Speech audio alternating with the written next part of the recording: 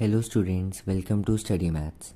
Today we are going to start class 9th Maths chapter number 6, Lines and Angles. In this video we are covering its important concept and exercise 6.1 question number 1st and 2nd. So let's begin. तो lines and angles में हमें main angles और lines के बारे में ही पढ़ना है, जो नाम से भी पता चल रहा है। तो जैसे मैंने ये आपके सामने एक फिगर ड्रॉ करी है जिसमें ये दो पैरेलल लाइंस है। पैरेलल लाइंस मींस कि ये कभी भी आपस में मीट नहीं करेंगी, इंटरसेक्ट नहीं करेंगी। और इस एरो का मतलब होता है कि इस साइड से भी बड़ी हो सकती है, इस साइड से भी बड़ी हो सकती है। सिमिलरली ये वाली लाइन भी इस साइड से बड़ी हो सकती है एंड इस साइड से बड़ी हो सकती है। अब चाहे ये यहाँ जाए, ये यहाँ जाए, क्या ये कभी आपस में इंटरसेक्ट करेंगी? नहीं करेंगी। तो ये दोनों पैरेलल लाइंस हैं। और जब दो पैरेलल लाइंस को बीच में से एक लाइन कट करती है 2 पॉइंट्स पे, तो इस लाइन को बोलते हैं ट्रांसवर्स। क्या बोलते हैं? इस लाइन को बोलते हैं ट्रांसवर्स। तो इस केस में ये जो पी लाइन है ये ट्रांसवर्स है। और जैसे इसने कट किया तो हमारे पास 8 डिफरेंट एंगल्स निकल के आ गए। ठीक है, ये एंगल 1, एंगल 2, एंगल 3, एंगल 4, ऐसी 8 एंगल्स हमारे पास निकल के आ गए। तो इनमें कुछ चीज़ें होती हैं जो हमें समझनी होती हैं। तो 7th क्लास से लाइन्स एंड एंगल्स वाला चैप्टर आ जाता है, तो ये आपको याद होना चाहिए, लेकिन मैं फिर भी आपको बता दूंगा। तो सबसे पहले होते हैं वर्टिकली अपोजिट एंगल्स। ये जो भी वर्टिकली अपोजिट एंगल्स होते हैं वो इक्वल होते हैं। जैसे 1 है, 1 के एकदम सामने टेढ़े में सामने, वर्टिकली मीन्स ऐसे टेढ़े में सामने कौन सा है? एंगल 1 के एकदम सामने एंगल 4 है। तो ये दोनों इक्वल होंगे। मान लो कि अगर एंगल 1 100 डिग्री का है तो एंगल 4 भी 100 डिग्री का ही होगा। ऐसे ही सिर्फ 1 और 4 नहीं है, 2 को देखें तो 2 के एकदम पैरेलल यहाँ पर 3 है, तो ये भी वर्टिकली अपोजिट हो गए। देन अब नीचे के चारों में देखो तो 5 का 8 के साथ एंड 6 का 7 के साथ पेयर बनता है। तो angle 5 is equals to angle 8, angle 6 is equals to angle 7। अब नेक्स्ट टॉपिक आता है लीनियर पेयर।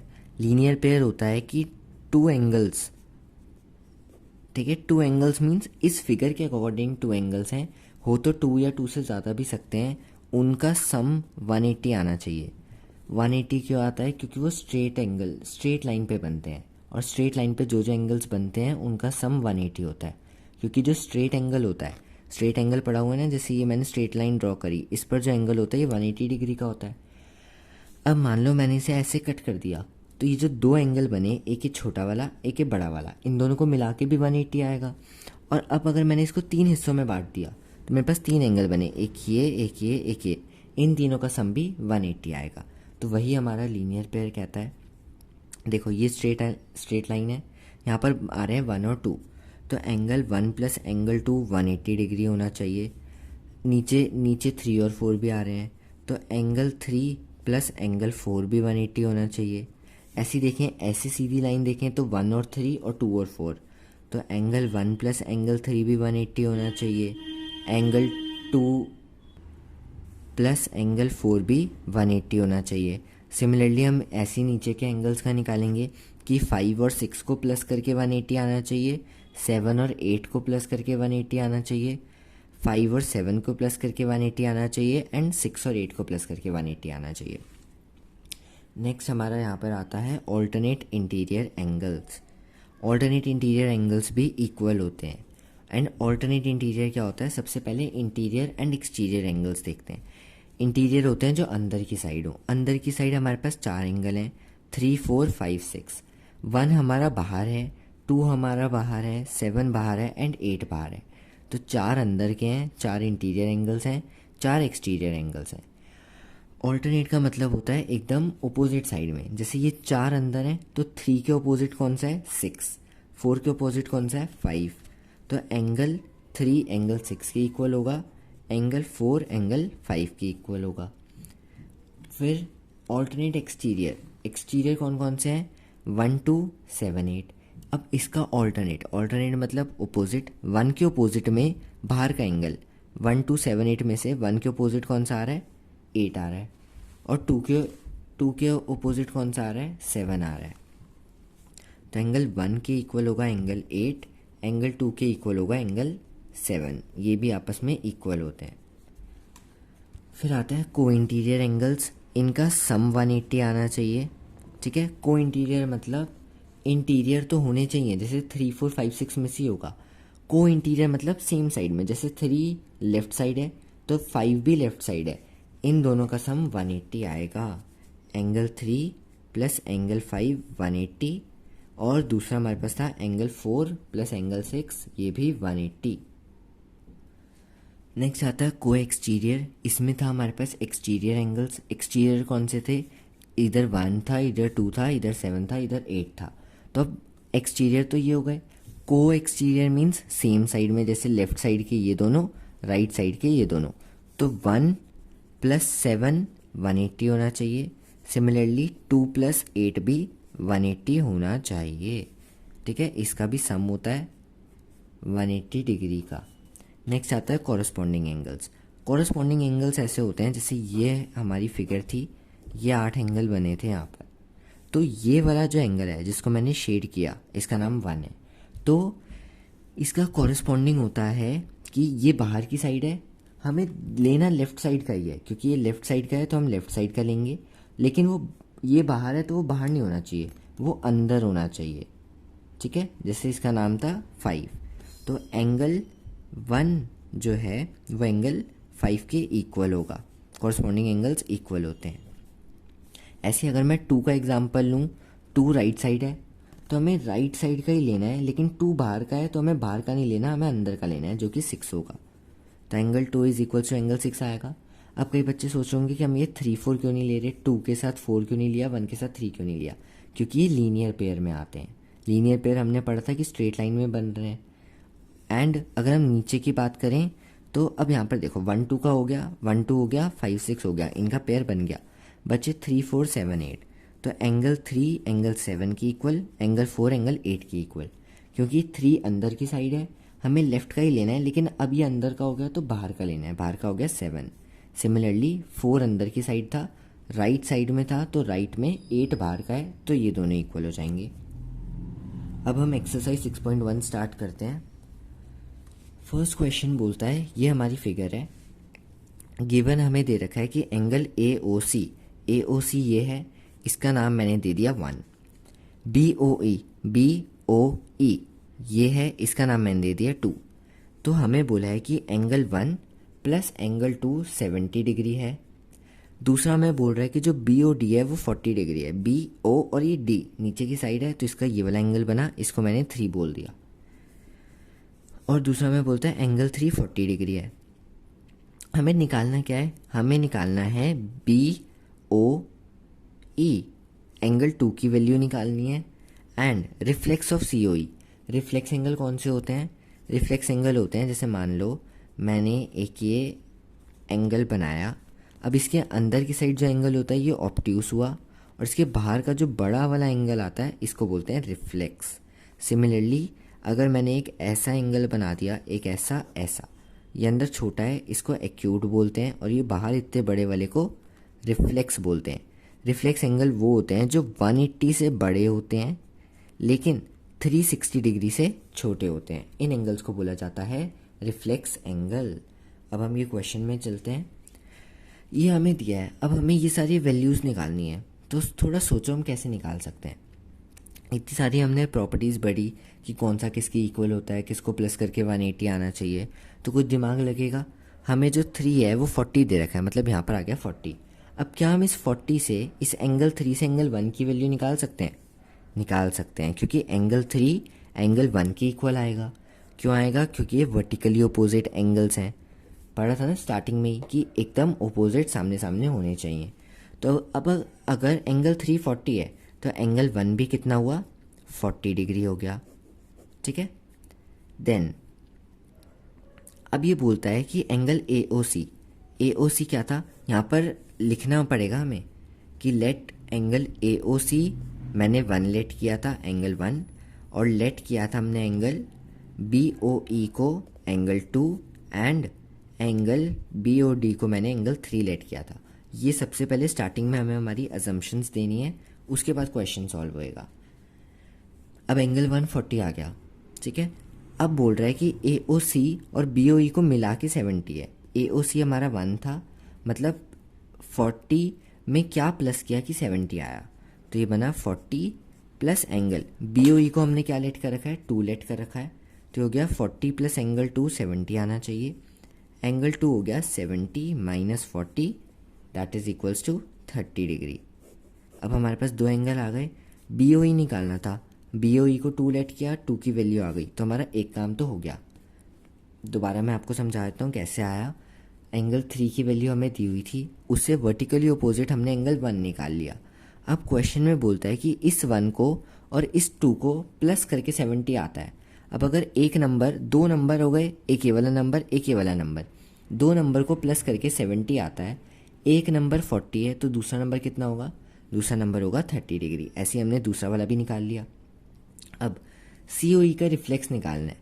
अगर हमें COE तो ये है, इसका रिफ्लेक्स होगा ये पूरा बड़ा, यहाँ से लेकर यहाँ तक, इस शेडेड पोर्शन को छोड़ के उसका पूरा वो रिफ्लेक्स होगा। अब अगर हमें रिफ्लेक्स एंगल निकालना है तो उसके लिए पहले हमें ये COE निकालना होगा। अब COE कैसे निकलेगा, इसकी भी प्रॉपर्टी हमने पढ़ रखी है, याद होगी ये प्रॉपर्टी कि ये बन रही है स्ट्रेट लाइन, स्ट्रेट लाइन पर बनता है हमारा लीनियर पेयर। ठीक है, ये वाली प्रॉपर्टी पढ़ी थी। लीनियर पेयर में क्या होता है कि जितने भी एंगल बन रहे हैं उन सबको प्लस करके 180 डिग्री आना चाहिए। हमारे पास एंगल बन रहा है 1, एंगल बन रहा है ये COE और एंगल बन रहा है 2, तो हमारा आ गया angle angle 1 plus angle COE plus angle 2 180 degree. क्यों, क्योंकि ये हैं लीनियर पेयर, ये है हमारे लीनियर पेयर। अब क्वेश्चन 1 में क्या, मतलब इसी क्वेश्चन में हमें गिवन दे रखा था कि 1 और 2 को प्लस करके 70 आता है, तो इन दोनों को प्लस ही कर रहे हैं, तो इन दोनों की जगह हमने 70 लिख दिया, प्लस एंगल COE 180 आना चाहिए, तो एंगल COE की वैल्यू आ गई 110 डिग्री, इन दोनों को माइनस करके। दोबारा से एक बार समझो, स्टार्टिंग में हमें एंगल 3 दिया था, उसका वर्टिकली अपोजिट हमने एंगल 1 निकाल लिया।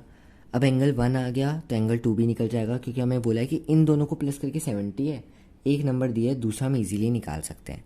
तीसरा हमें थोड़ा दिमाग लगाना था कि हम ये वाला एंगल कैसे निकालें। हमारे पास दो एंगल दिए हैं, एक निकालना है, और हमें पता है कि ये लीनियर पेयर है। लीनियर पेयर का मतलब कि स्ट्रेट लाइन पे एंगल बन रहा है, तो ये 180 डिग्री आएगा सबको प्लस करके।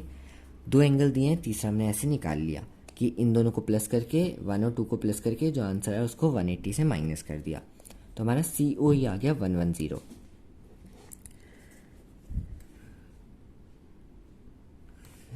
COE हमारा आया था 110। हमें निकालना था reflex of angle COE। Reflex angle निकालना होता है तो उसका एक ही तरीका है और वो सबसे आसान तरीका है। किसी का भी रिफ्लेक्स निकालना है तो 360 डिग्री में से उसकी वैल्यू हटा दो।